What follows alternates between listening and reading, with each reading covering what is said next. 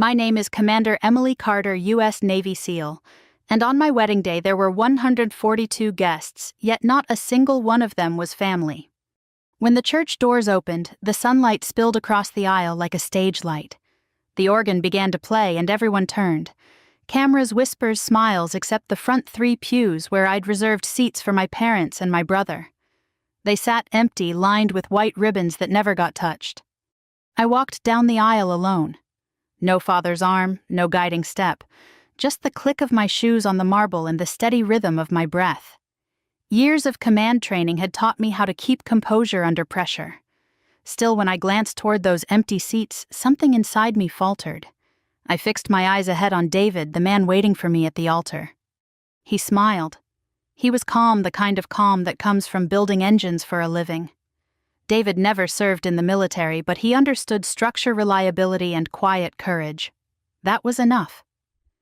When I reached him, he took my hand, and for a moment I forgot every absence in the room. The ceremony moved like clockwork. The chaplain, an old Navy friend, spoke softly about loyalty and endurance. Every word carried double weight for me: loyalty in battle, endurance in family. When it came time for the vows, my voice didn't shake. I'd promised my country everything before. Promising David felt simple in comparison. After the applause, the music, and the line of guests shaking our hands, the night blurred into laughter and champagne. David's family danced. His mother hugged me and whispered, "You have us now." It was meant as comfort, but it stung more than it healed. I kept glancing at the door, half expecting my father to walk in late, making an entrance with some excuse about traffic. He didn't. Neither did my mother nor my brother, whose last text months ago simply said, "Don't expect much from us." Later, when the guests were gone, David and I sat on the hotel balcony overlooking the harbor. Ships glowed in the distance, engines humming low against the night. I sipped champagne, but it tasted like salt. My phone sat on the table screen, dark, still waiting for a message that wouldn't come. David said softly, "You don't have to keep waiting, Em." I know I said, though I didn't. In the Navy, you learn to expect the worst, but still prepare for the best. I'd hoped maybe they'd change their minds. He put his hand over mine. Family isn't about who's supposed to show up. It's about who actually does. I smiled at him. But when he turned away, my eyes filled with tears that I refused to let fall. The next morning, sunlight streamed through the curtains. I sat by the window, still in the silk robe the hotel had given us, and looked down at the harbor again. It was peaceful, the kind of morning that almost convinces you pain was just a dream. But then I saw the folded invitation on the table, the one addressed to Mr. and Mrs. Thomas Carter and family, untouched. I picked it up, ran my fingers over the embossed letters, then folded it once more and slipped it into my uniform jacket. Some reminders need to hurt. They keep you honest. We spent the next week traveling along the coast, visiting old shipyards and quiet diners. David loved small towns. I loved watching him talk to strangers, as if everyone had a story worth knowing. For a while, I forgot about my family. But when we returned home to Norfolk, the silence greeted me again. I hadn't realized how heavy silence could be until it became the only thing my parents gave me. Days passed. I threw myself into work training recruits, reviewing logistics reports, mentoring younger officers who reminded me of myself a decade ago. Discipline was easier than grief.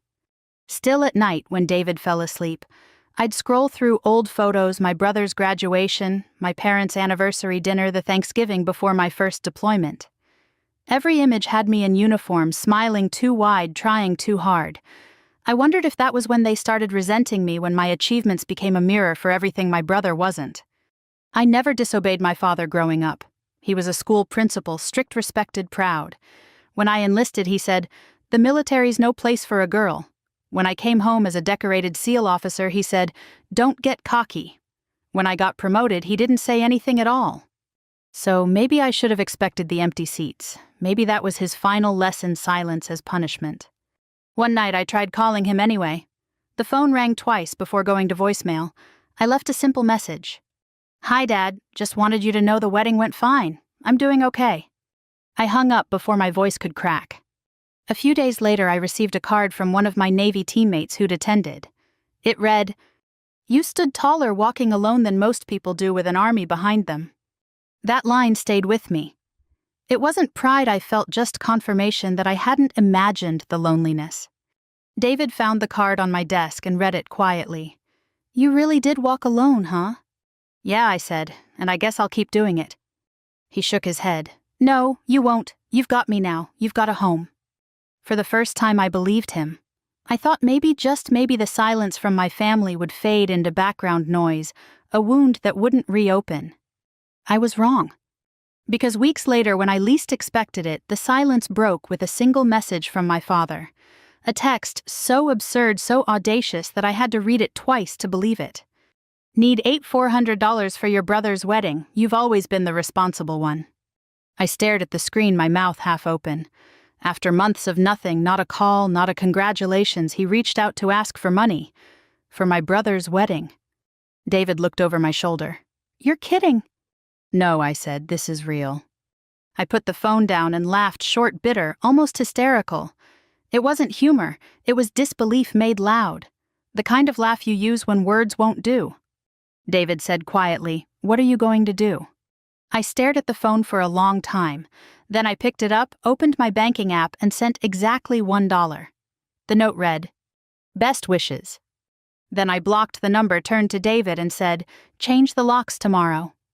He nodded without a question. Because in our house, silence wasn't danger anymore, it was peace. The morning after I sent that $1 transfer, I half expected the world to react: a phone call, a slammed door, a storm. But the sky stayed still, calm and gray above Norfolk. David left early for work, coffee in hand, and kissed my forehead like nothing had happened. I sat by the window with my laptop open, pretending to review a supply report, but my eyes kept drifting to the phone on the table. The blocked number mocked me, sitting there in quiet defiance. My father had raised me to be obedient, disciplined, but he'd forgotten that discipline cuts both ways. By noon, I unblocked him. Not because I wanted to talk, but because silence had started to hum louder than any message. 2 minutes later, a new text appeared. That's funny. Didn't think you'd be so petty. Your brother's wedding is next month. Don't embarrass us again. I read it twice. Petty. That word hit harder than I thought. It wasn't the insult, it was the casual cruelty. Like everything between us had been reduced to a bill. I typed a dozen replies before erasing them all. Every version felt too small or too angry. Then I remembered something my drill instructor once said. Silence is the loudest response to disrespect. So I turned off my phone. That night, David came home to find me polishing my medals, something I hadn't done since before the wedding. You okay? He asked gently. Just keeping them clean. He leaned against the doorway. You don't have to prove anything to him. I'm not, I said. I'm proving it to myself. That all this I gestured at the ribbons and insignia wasn't wasted on someone who can't see past his own pride. David smiled softly. You know, for someone who's been through combat, you're terrible at ignoring landmines. He wasn't wrong. The next few weeks felt strangely lighter. I threw myself into work training, planning morning PT at 0500. My unit had a new batch of recruits, and their wide eyes reminded me of my younger self. Eager, naive thinking metals could fix what family broke. One afternoon, I was debriefing a logistics meeting when Chief Ramos, my second-in-command, stopped me in the hallway. Ma'am, he said carefully, I saw your dad last week. I froze. Excuse me. He was in town. Said he wanted to find out what base you were on. Asked some old Navy contacts. How do you know that? Ramos hesitated. He came by the cafe near the docks, asked about you, said it was family business. I took a slow breath. You didn't tell him anything, did you? He shook his head quickly. Of course not, ma'am. Good. I walked away before he could ask questions. My father had crossed a line, not with the police, not with the money, but with control. The same control he used when I was 16, and he made me cancel prom because my grades dropped by a single point. The same control that made him keep my acceptance letter to Annapolis for 3 weeks before finally handing it over with the words, "You'll regret it." That night, I couldn't sleep. I stood in the kitchen staring at the fridge light and listening to the rain against the window. David came in quietly, rubbing his eyes. You're thinking about him again. I'm trying not to, I said, but it's like he's trained me to wait for the next order. He leaned on the counter. Then untrain yourself. You're not his soldier anymore. I smiled faintly. No, I'm not. The next morning I went to the base chapel before sunrise. I wasn't there to pray for him, not yet, but to steady myself. The chaplain, an old Marine I'd known since my first deployment, noticed me sitting alone. "Commander Carter," he said, taking the bench beside me, "you look like someone who's fighting a war off the record." I sighed. "How'd you guess?" "Because you're in uniform before ZO 600 and not holding coffee." I smiled despite myself. He waited, then said quietly, "Some battles aren't about victory. They're about survival of the heart. Feels like I'm losing both." He nodded. "You'll win when you stop needing him to understand." Those words stuck. A week later, I received a handwritten envelope. Not a text, not an email, an actual letter. My father's handwriting, sharp and familiar. "Emily, you've forgotten where you came from. Your brother and I are struggling, and you're out there pretending to be better than us. You can keep your medals.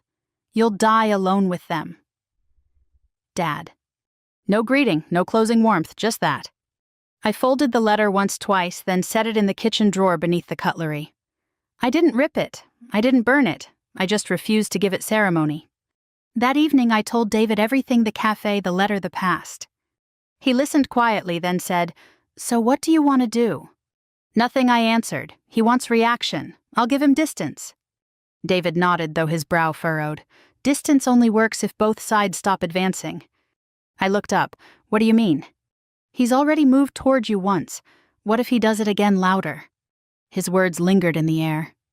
2 days later, while I was finishing a training brief, my phone buzzed.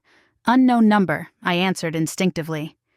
A gruff voice said, "Is this Commander Carter?" "Yes."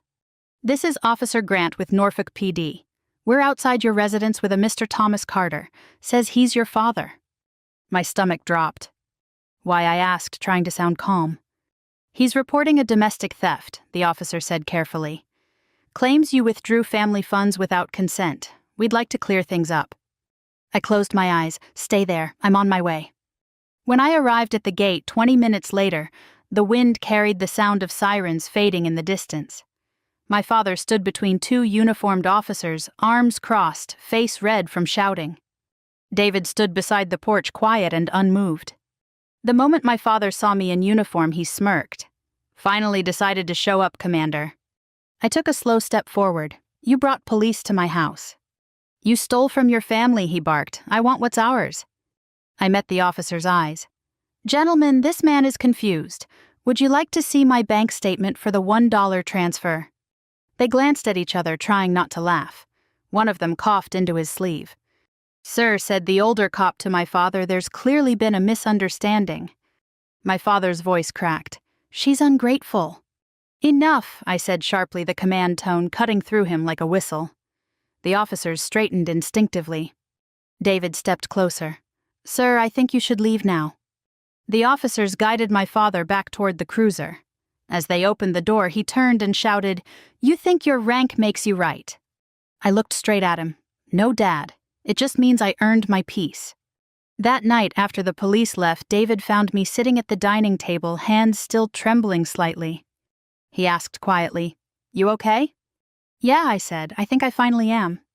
Because sometimes it takes the sound of sirens outside your home to realize you're not the one who's lost control. The next morning I woke up before dawn. The sky over Norfolk was still ink blue, and the air smelled faintly of sea salt and wet asphalt from the night's rain. David was asleep beside me, his breathing slow and steady. But I couldn't rest. I dressed quietly, slipping into my navy blues, and walked outside. The front porch was still damp, the doormat muddy from the police boots that had stood there the night before. My father's voice still echoed faintly in my mind. "You think your rank makes you right?"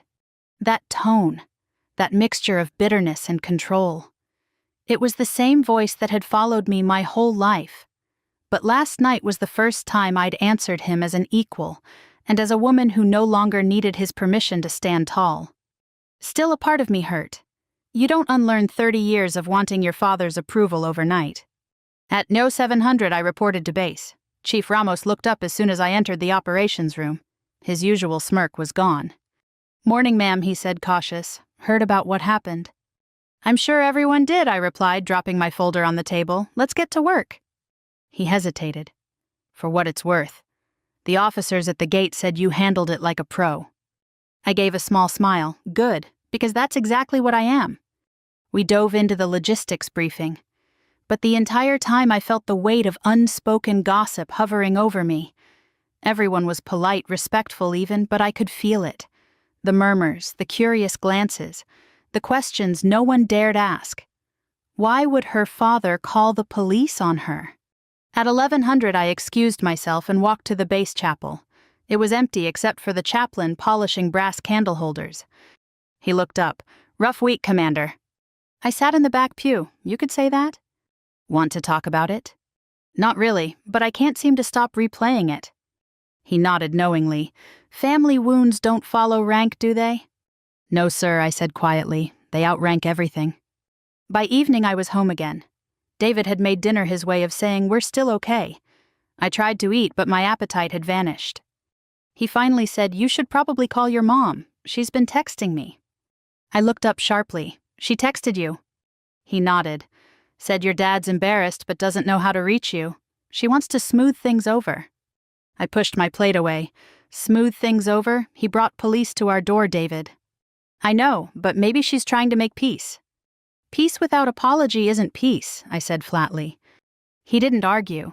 David had learned that silence was sometimes safer than logic. That night I dreamt I was 12 again, standing in our old living room holding a report card with straight A's. My father was watching TV, barely glancing up. When he finally did, he said, "You'll do better next time." Even asleep I felt that old sting. The next day I was summoned to the base commander's office. Captain Harris was a graying man with the kind of calm authority that came from years of command and too many cups of black coffee. "Sit down, Carter," he said. "Yes, sir." He leaned back in his chair. "I got a call this morning from local law enforcement about last night." I froze. "Sir, He raised a hand. "Relax. You're not in trouble. They said you handled yourself professionally. But I wanted to make sure you're holding up. That kind of family situation can rattle even the toughest among us." "I'm fine, sir." He studied me for a long moment. "You remind me of myself at your age. Thought I could out-discipline pain. Turns out pain doesn't follow orders."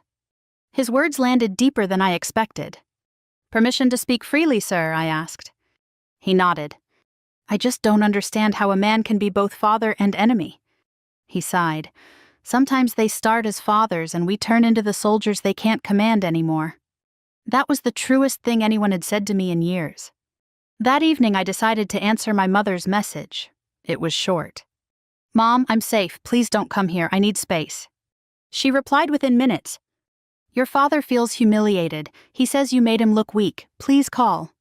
I stared at the message until the screen dimmed. Then I locked the phone and tossed it on the counter. David was watching me. "You don't owe them anything you know." "I know," I said softly. "But part of me still wants to hear him say he's sorry." "Do you really think he will?" I shook my head. "No, he doesn't know how." 2 days later I was at the base gym when I saw a familiar face walk through the door. Officer Grant, one of the policemen from that night. He spotted me and nodded respectfully. "Commander Carter."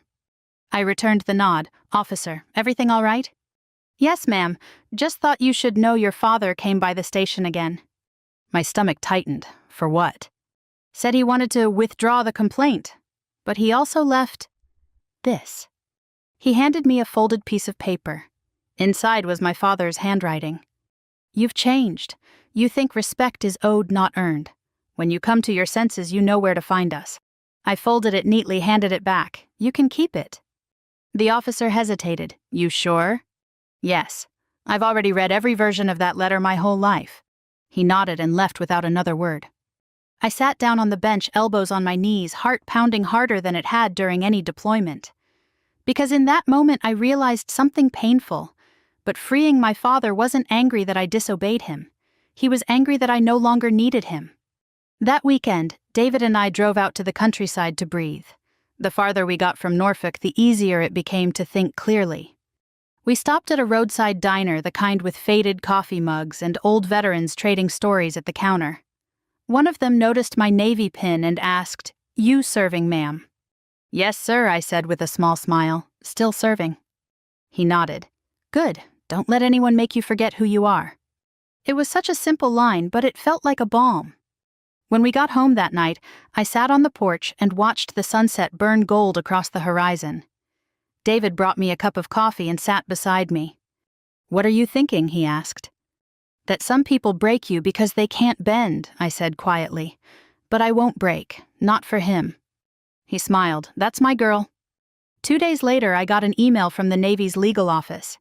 It was a courtesy notice. Apparently, my father had filed an informal complaint with the state about psychological harassment and withholding family assets.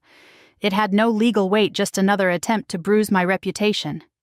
I laughed when I read it, not because it was funny, but because I'd finally stopped caring.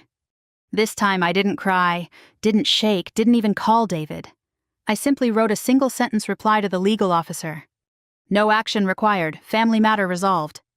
Then I went outside, stood under the afternoon sun, and took the deepest breath I'd taken in years. The air was warm, salty, and honest. For the first time I felt untouchable. The fallout didn't come right away. It never does. It seeps in quietly through whispers, through phone calls that stop coming, through family members who suddenly don't want to get involved. About a week after the police incident, I noticed my social media had gone silent. My cousin unfollowed me. An aunt I'd always sent Christmas cards to posted something vague online about arrogant children forgetting where they came from. I didn't need to be tagged to know who she meant. Then came the phone calls, not from my parents but from people who shared their last name. Emily, honey, maybe just call your dad Aunt Carol, said one morning. He's been through a lot. I swallowed a bitter laugh. So have I. Still, she said, her voice soft, but edged with judgment. He's your father. Exactly, I said. And fathers don't call the police on their daughters. The line went quiet. Then a small sigh. You're too proud, Emily, just like him. That part hurt, because it was true. On base, the storm reached me in different ways. Chief Ramos began fielding strange calls, asking to confirm my service record. Someone and I didn't have to guess who was trying to dig into my career. At lunch one day, a young ensign whispered, "Ma'am, my dad saw something about you on Facebook. Said you disowned your family after getting rich." I looked at him evenly. "Believe everything you read online, ensign." He flushed. "No, ma'am." "Good," I said. "Then get back to work." But when he left, I felt the sting all the same. Rumors can outmaneuver even the best trained soldier. That weekend, David suggested we take a drive to clear our heads. We packed sandwiches and headed toward Virginia Beach. It was spring, warm enough for joggers and tourists, but quiet enough for thought. We walked along the boardwalk, the ocean glittering under a mild sun. David bought us lemonade from a vendor and said, "You know what your problem is, Commander?" I raised an eyebrow. "Careful, sailor." He chuckled. "You've spent your whole life trying to win wars that can't be won. Your dad's not an enemy you defeat. He's a storm you outlast." I sipped my drink. Storms still cause damage. "Sure," he said, "but you don't blame the rain for being rain." I stared at the horizon for a long time. He used to be proud of me, you know. When I got accepted into Annapolis, he called me his trailblazer. David nodded. And then what? I think he realized I was blazing a trail he couldn't follow. That night back home, we found an envelope taped to our mailbox. My stomach tightened before I even touched it. It was from my mother. The handwriting was gentle, careful, as if she feared I'd tear it up before reading. "Emily, I know things have gone too far. Your father is angry, but deep down he's ashamed. He doesn't know how to talk to you anymore. Please just call us. Love, Mom." No apology, no acknowledgement of what he'd done. Just a plea for me to make it easy for him again. I folded the letter and set it on the counter. David watched silently from across the kitchen.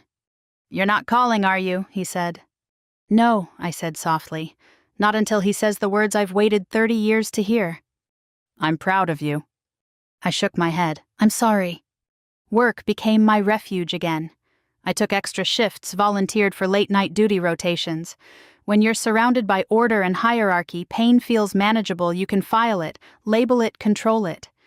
But at night when I got home, the silence grew louder. David tried to fill it with warmth, dinners, movies, small jokes, but I was too far inside myself. One evening he said, "You know I married a Navy SEAL, not a ghost." That stopped me cold. "I'm here," I said quietly. He shook his head. "No, you're still in that house with him? You walk around like you're waiting for permission to breathe." "I'm not." "Then breathe, Emily. For once just live like he doesn't get to write the script." I turned away, blinking fast. "That's harder than it sounds." "I know," he said, his voice softening. "But if anyone can do it, it's you." A few days later, I received a call from the base HR office. "Commander Carter," the officer said, "we received an anonymous letter alleging misconduct with your family finances.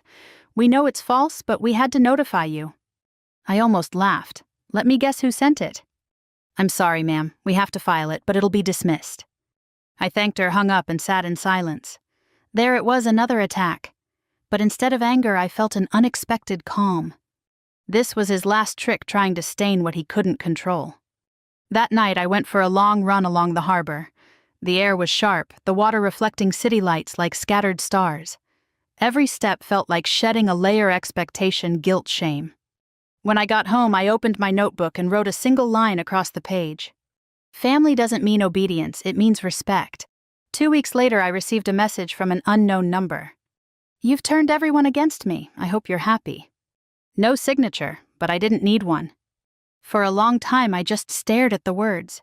Then I deleted the message and blocked the number again. After that, I poured myself a cup of tea, went to the porch, and watched the quiet street outside. Somewhere far off, a train horn echoed deep, mournful, fading into distance. I whispered to myself, "Let it go." And for once, I meant it. The next morning, something small but powerful shifted inside me. I woke before my alarm made breakfast and packed David's lunch before he even came downstairs. He looked surprised. "You okay?" "I think so," I said. "For the first time in a while." He smiled. "So what changed?" "I stopped fighting ghosts," I said simply. "They can't hear you anyway." That Sunday, I went back to church for the first time since the wedding. I sat in the back pew and listened, not for forgiveness, not for guidance, just for silence. And in that silence, I found something that felt almost like peace.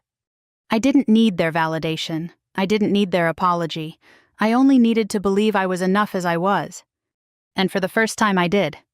Summer came to Norfolk heavy with heat and forgiveness I wasn't ready to give.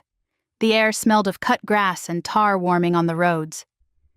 David and I settled into small routines, Saturdays at the farmer's market, weeknights walking past the harbor until the sky went lavender. I wore my hair down more, laughed easier, learned the names of the older couple next door who waved from their porch swing at dusk. Peace had a shape now. It looked like ordinary life. Then the pastor from my hometown called. I recognized his number before I answered. I hadn't spoken to him since before the wedding, since the premarital counseling he'd offered over coffee and scripture and common sense. Back then, he'd asked kindly if I thought my father would attend. I'd said yes. I'd believed it like sunrise. "Commander Carter," he said, slipping my rank between nostalgia and respect. "Do you have a minute?" "I do," I said, steadying my voice against whatever news he carried. "I hate to be the one to tell you," he said, "but your brother's wedding has been postponed, possibly canceled." I sank into a kitchen chair and stared at the refrigerator, at a postcard of the Atlantic, pressed under a magnet shaped like an anchor. "Why?"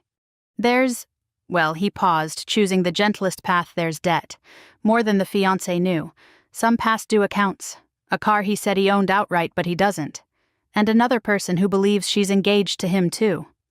I let out a breath that felt like a confession. That sounds like him. "I'm not calling to gossip," the pastor added. "Your father's business is also in trouble. Tax liens, a contractor who wasn't paid. He's proud, Emily, too proud to ask for help. He says he's the injured party. But I think he's drowning." The words should have felt like vindication or maybe karma wearing church shoes. Instead, they thudded in my chest like stones. "What do you want me to do?" I asked. "Nothing you can't live with," he said. "Sometimes all a storm needs is a dry place to pass over." He paused, then added softly, "Would you consider praying for him? Not so he changes." "So you do." After we hung up, I stared out the window at the road shimmering in the heat. Somewhere a lawnmower droned. A child laughed 2 houses down. I wasn't a saint. I wasn't even a regular at church. But I folded my hands on the table and whispered a clumsy prayer anyway, half plea, half surrender. God, I don't want him hurt, I said into the quiet. I just want him to stop hurting me. That evening I told David. He set 2 plates on the table and listened without interrupting the way he does when a machine is speaking in clicks no one else can hear. So he said gently, "Do you feel like driving down there seeing him?" I shook my head. "If I go now, I'll be the bailout. And I won't be that again." "You're allowed to protect yourself," he said. "Protection isn't revenge, it's stewardship." I smiled at the word. It made my heart sound like something I could manage balance sheets and maintenance schedules, not open wounds. A week later, another letter arrived, this one in my mother's slanted hand.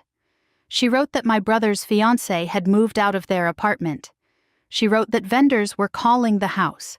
She wrote that the bank had some concerns. Between the lines, she wrote that she was scared.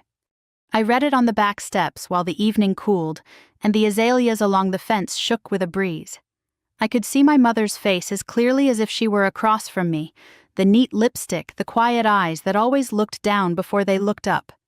She was expert at pretending a crisis was merely a complicated errand. I loved her, and I resented her for making me hold the whole world steady. I didn't answer. Not because I wanted her to suffer, but because every reply from me had become a confession. I'll fix it. I had to unlearn that habit like a bad trigger squeeze. Days stretched. Norfolk's summer storms rolled through at regular intervals, fat drops, fast thunder steam curling off the street afterward. I ran in the rain one afternoon and thought about a day 20 years earlier, the first summer my father let me help fix the fence behind our house. He'd handed me a post-hole digger as if it were a ceremonial sword. "Keep the line straight," he'd said, pointing down a string he'd staked between 2 corners. The air had been full of honeysuckle and wet dirt. I remember his big hands steadying the cedar post as we packed soil back around it. He'd shown me how to sight the level, how to read the bubble, how to correct for a slight lean. When we'd finished, he'd wiped his forehead with the back of his wrist and surveyed our work like a king. Then he'd looked at me, not through me, not around me, and said, "Good, that'll hold." I sat on the curb outside our house in Norfolk, slick with rain and memory, and I cried for the girl who believed that sentence meant I would hold. For years I had. I'd been the level, the line, the steady weight against the lean. But fences can't hold everything. Neither can daughters. The pastor called again 2 weeks later. "Your father asked me to tell you he wants to talk," he said. "He won't say he's sorry. He asked me not to say that on his behalf. But he did ask me to tell you he's tired." Tired. The man I knew was powered by pride and caffeine and the conviction that other people's feelings were overdramatic. The word didn't fit his shape.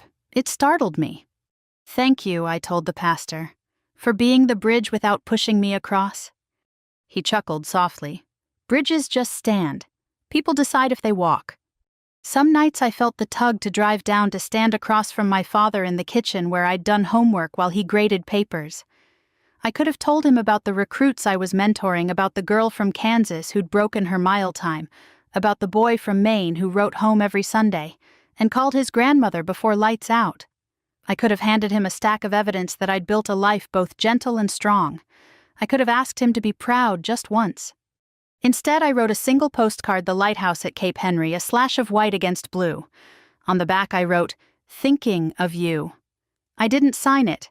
Love didn't add my return address. I addressed it to my mother. I knew she would show him, and I knew he wouldn't know what to do with a message that didn't give instructions. A month later I got the news the way you get most news now, third hand on a weekday between tasks. My cousin messaged that my brother's wedding was officially canceled. "He's in a bad place," she wrote. "Don't kick him while he's down." I stared at the screen, feeling no triumph, no relief. Only a tired ache for a boy who had grown up learning that somebody else would pay. We'd both inherited a ledger. His ink ran to debts, mine to obligations. Maybe we were the same lesson written in 2 languages. That evening, David found me folding laundry with the kind of furious care reserved for grief. He took a shirt from my hands and said, "Let it wrinkle." I laughed and the sound surprised me. Then I said, "Do you think I'm hard-hearted?" He shook his head. "I think you're learning to put your heart where people can't trample it." We sat on the floor with clean towels piled around us like small, soft barricades. The house was quiet. Even the clock seemed to breathe slower. Before bed, I stepped out onto the porch. The sky over Norfolk was clear stars, sharp. Somewhere in the distance, a ship's horn sounded long, low, certain. I closed my eyes and pictured that old fence again, the level bubble finding center, the cedar post settling into the earth. "Hold," I whispered to myself, "you'll hold." And for the first time, holding didn't mean bearing someone else's weight. It meant standing where I'd planted myself and letting the storm pass, not as punishment, but as weather. When I finally went inside, David was already asleep, one arm flung over my side of the bed like a promise. I lay down gently and listened to his breathing until mine matched it. Somewhere between waking and sleep, I said a quiet prayer that didn't ask for victory or apology, only for the kind of mercy that looks like wisdom. If there's an education older Americans understand, it's that some lessons arrive slow and stay forever. Mine had. Boundaries are love-wearing work boots. Forgiveness is not letting anger choose your route. And honor, real honor, doesn't always salute. Sometimes it simply refuses to go back. It was late September when the phone rang. I almost didn't answer. It was a Virginia area code I didn't recognize. I was halfway through polishing a report for command review, half listening to the hum of the ceiling fan. The voice on the other end was quiet but firm. "Commander Carter, this is Pastor Lewis." My heart slowed. The air in the room thickened. "Yes, Pastor," I said carefully. "It's been a while." He hesitated, then said, "Your father's in the hospital. Heart failure. He's stable for now, but it's serious." For a moment, I said nothing. I'd imagined this call before on bad nights when anger blurred with pity, when I pictured him old and regretful. But imagining something and hearing it were two different wars. "What hospital?" I asked. "St. Mary's in Richmond." "I'll come," I said automatically. When we hung up, I sat still for a long time. David found me like that, hands on my knees, staring at nothing. "Who was it?" "The pastor," I said. "Dad's sick." He looked at me cautiously. "Do you want me to come?" I shook my head. "No, this one I need to do alone." The drive to Richmond took 3 hours. I didn't turn on the radio. I just listened to the tires hum against the asphalt, to the sound of my own breathing. The autumn trees blurred into streaks of gold and rust, like the world had decided to dress up for something solemn. When I reached the hospital, the air smelled of antiseptic and thyme. A nurse led me down a long corridor. The fluorescent lights buzzed softly overhead, too bright, too clean. My mother was there, sitting in the corner of the room, clutching a paper cup of coffee gone cold. She looked smaller than I remembered, like grief had been pressing on her shoulders for years. When she saw me, her eyes widened. "Emily." "Hi, Mom." She stood but didn't know whether to hug me or apologize. In the end, she just reached out and touched my sleeve, a mother's compromise between love and fear. "He's asleep," she said. "He doesn't know you're here yet." I nodded. "That's okay." I turned toward the bed. My father looked pale, almost translucent under the harsh lights. The tubes, the monitors, the shallow rise and fall of his chest, they all made him look small. Too human. For a long moment, I just stood there. This was the man who'd built fences and rules and hierarchies. The man who'd taught me to salute before I ever wore a uniform. The man who once told me tears were what happens when weak people run out of words. Now he was quiet, and I had no words either. That night, I stayed in a nearby motel. The air conditioner rattled like it was haunted, and I lay awake staring at the cracked ceiling. Around midnight, my mother called. "He's awake," she whispered. "He asked for you." I was there within 15 minutes. When I walked into the room, he looked up. His voice was thin but clear. "Didn't think you'd come." "I almost didn't," I said honestly. He gave a faint nod. "Figures." We stared at each other, two soldiers on opposite sides of a war neither had wanted to fight. Finally, he said, "You still in uniform?" "Always," I replied. He chuckled weakly. "Knew you'd make something of yourself. I just didn't know it'd be so far away from us." "You pushed me far, Dad." He looked away. "I was trying to make you strong." "You did," I said softly, "but you also made me lonely." That silenced him. The monitors beeped steadily, filling the gap between us. After a while, he said, "I never hated you, you know." "I know." I just didn't know how to love someone I couldn't control. Those words, raw, clumsy human, broke something open in me. I sat down beside the bed and took his hand, the same hand that once slapped the table when I said I'd join the Navy, the same hand that held a hammer to build that fence all those years ago. "You don't have to control me anymore," I whispered. "You just have to rest." He nodded, eyes glassy with unshed tears. The next morning I helped my mother fill out some hospital paperwork. She kept apologizing for things she didn't name: the police, the letters, the silence. "I should have stopped him," she said. "You couldn't," I said gently. "No one could. He had to stop himself." When she turned away to hide her tears, I slipped my father's old ring, the one he wore when teaching off the table, and held it. It was scratched, dull and heavy. A nurse walked in. "Commander Carter," she said softly, recognizing me from my badge. "He told us you were military. He's been telling stories about you to the staff." "Stories?" I asked. She smiled, said his daughter's tougher than half the Navy, said she makes him proud. I didn't cry right then. But when I stepped into the hallway, I leaned against the wall, closed my eyes, and let the weight of that word settle: proud. That evening before I drove back to Norfolk, I went to see him one more time. He was half asleep, pale but peaceful. He opened one eye, leaving already. "I'll come back," I said. "Don't bother if I don't make it," he murmured. "I've said my piece." I smiled faintly. "You'll make it. You're too stubborn to quit now." He smirked, a ghost of the old him. "You get that from me." "Maybe," I said, "but I learned grace from Mom." He nodded, closing his eyes. "That's good. You'll need both." The drive home was long and quiet.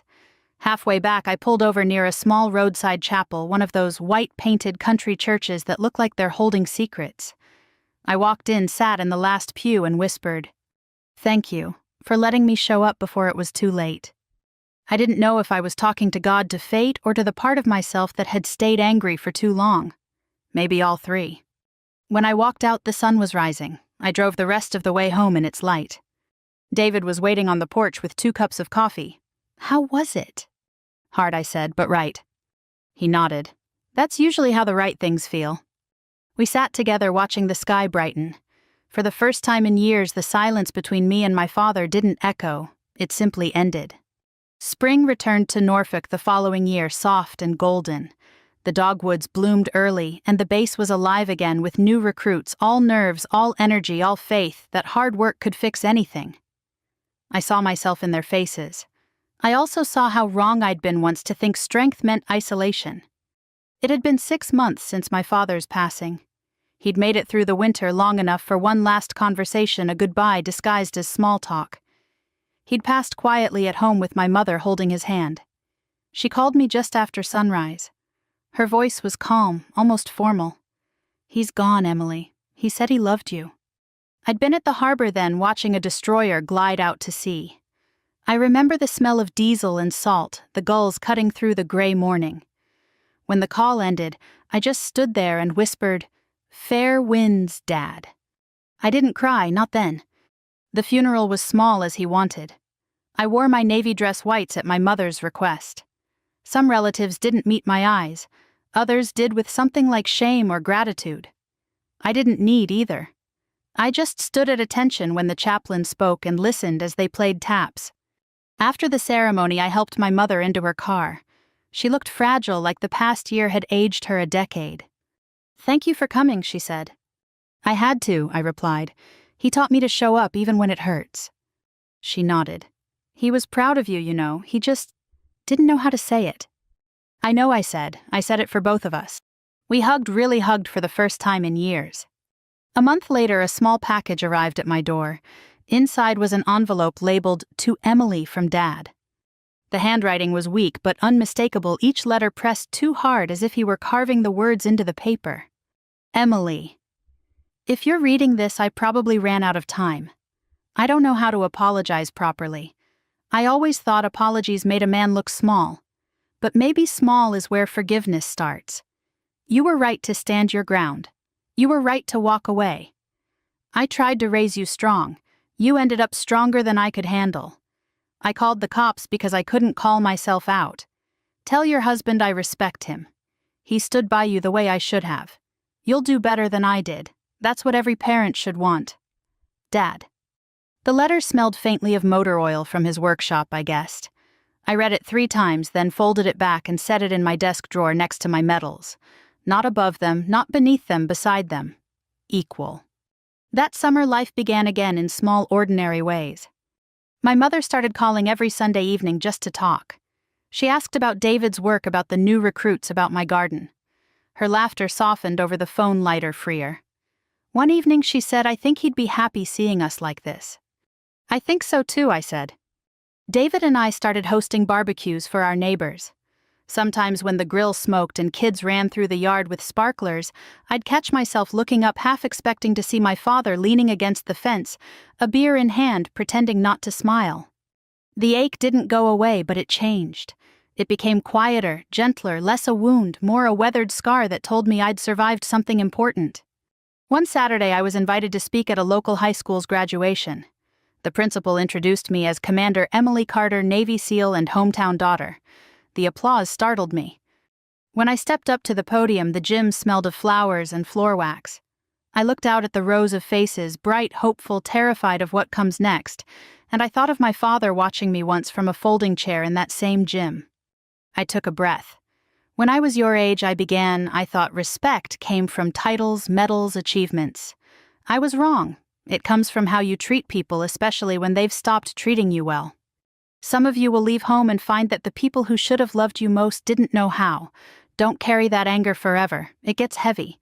Learn to set it down even if they never ask you to. Because forgiveness isn't letting them win, it's letting yourself rest. The room was quiet. A few parents nodded. A girl in the front row wiped her eyes. I smiled and said, "And call your mothers. They worry more than you think." The laughter that followed felt like sunlight breaking through clouds. That night I stood on the porch again, coffee in hand, watching the street lights flicker on. David joined me, wrapping an arm around my shoulder. "You spoke well today," he said. "Thanks," I said. "I just told them what I wish someone had told me sooner." He nodded toward the sky. "Your dad would have liked that speech." "Maybe," I said, "or maybe he would have told me to shorten it." We both laughed. Then I whispered almost to myself, "I think he finally heard me wherever he is." David squeezed my shoulder. "You think he's proud now?" I looked up at the quiet stars. "Yeah," I said, "and so am I." A week later I found myself back at the church where I'd once married, with no family in the pews. This time it was filled with friends, colleagues, neighbors. One of my recruits was getting married, and she'd asked me to give her away since her father couldn't attend. As the music started, I walked her down the aisle. She whispered, "I'm nervous." I smiled. "Then you're doing it right." When we reached the altar, she squeezed my hand. "Thank you for showing up." Her words hit me harder than I expected. Thank you for showing up. That's all I'd ever wanted from my father, from anyone. And now I understood sometimes the way you heal is by being the person you once needed. That evening, as the sun dipped below the horizon, I stood alone outside the church. The sky burned gold and pink, the same colors that had framed my own wedding day years ago. I whispered into the fading light, "I forgive you, Dad, and I forgive myself too." Then I turned and walked toward the car where David waited, the future open like a calm sea. If someone once made you feel invisible at your own table, I hope you still save them a seat, not for their sake, but for yours. Because sometimes the greatest act of revenge isn't silence or distance or strength, it's peace. And peace, my friends, takes courage too.